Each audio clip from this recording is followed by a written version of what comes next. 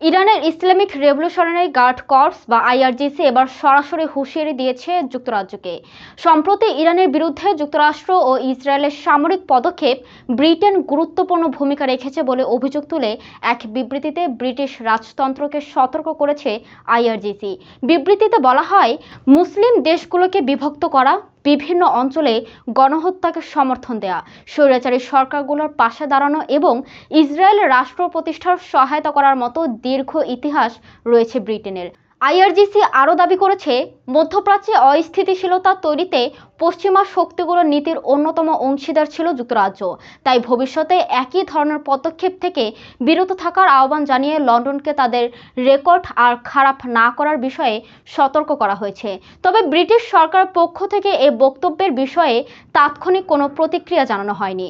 মধ্যপ্রাচ্যে চলমান উত্তেজনার মধ্যে ইরান ও পশ্চিমা দেশগুলোর এই বাকযুদ্ধ পরিস্থিতিকে আরও জটিল করে তুলতে পারে বলে বিশ্লেষকদের ধারণা।